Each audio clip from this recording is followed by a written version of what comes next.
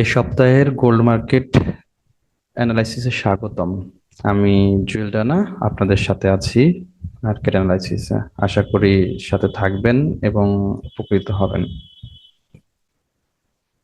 আমরা গোল্ড মার্কেটটিকে যদি ভালোভাবে অবজারভেশন করি তাহলে দেখতে পাই যে গোল্ড মার্কেটটি কিন্তু একটি সুন্দর চ্যানেলকে ফলো করে আপের দিকে যাচ্ছে। আমি একটু ড্র করে দেখাচ্ছি আপনাদেরকে, তাহলে সুবিধা হবে। হয়তো দেখেন এভাবে কিন্তু সে আপের দিকে মুভ দিচ্ছে। ঠিক আছে।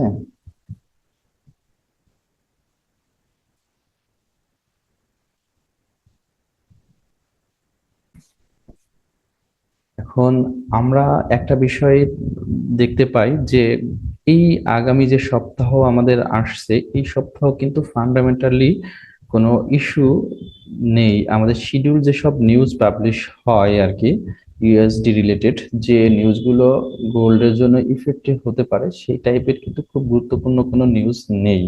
সো এই সপ্তাহে কিন্তু আহ, পুরোপুরি টেকনিক্যাল এর উপর ভিত্তি করেই কিন্তু মার্কেট মুভমেন্ট দিবে।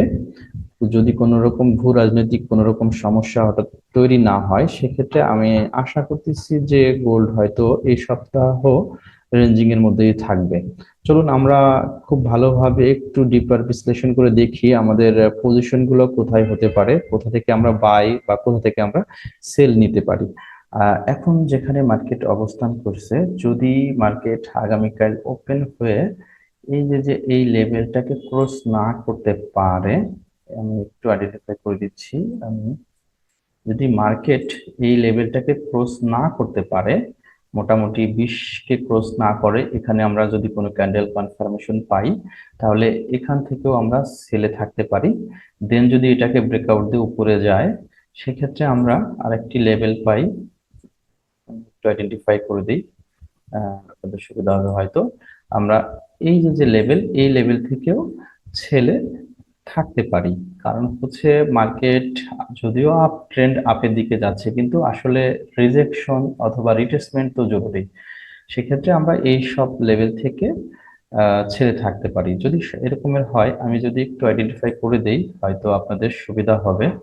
সেটা হলো যে মার্কেট ওপেন হওয়ার পর যদি মার্কেট এখান থেকে রিজেকশন পায়, দেন সে নিচের দিকে আসে, এখান থেকে দেন আপে যাবে।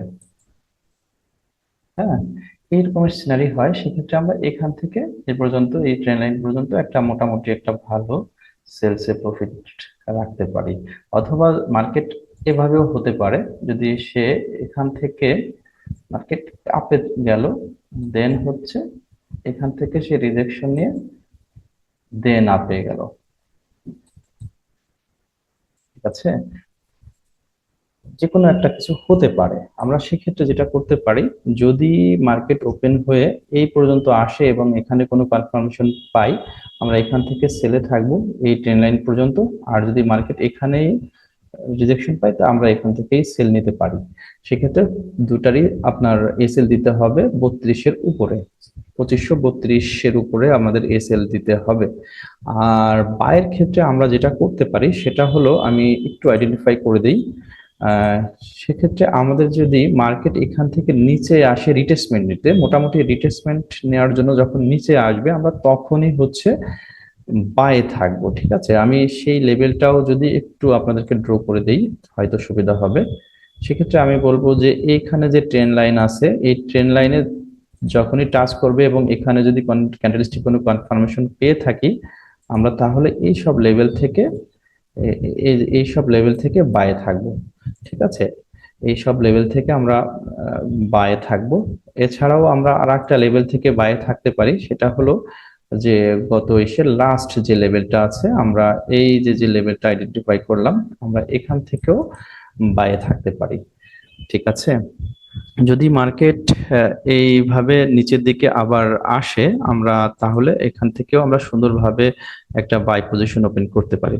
এখান থেকে দেন উপরে যেতে পারে, আমরা এভাবেও একটা বাই পজিশন ওপেন করতে পারি।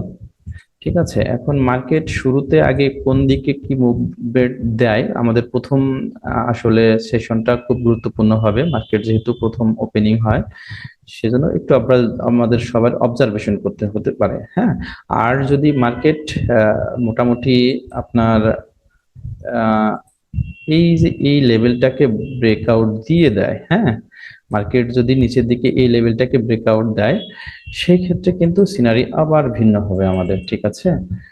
তখন আমাদের যেটা করতে হতে পারে সেটা হলো যে আমাদের এই যে যে লেভেলটা আছে এই লেভেলটা যখন নিচে ব্রেকআউট দিয়ে দিবে দেন কিন্তু আবার রিটেস্টমেন্ট করতে এখানে যখন আসবে আমরা এখান থেকে কন্টিনিউ আমরা তখন আবার সেলে থাকতে পারি, ঠিক আছে।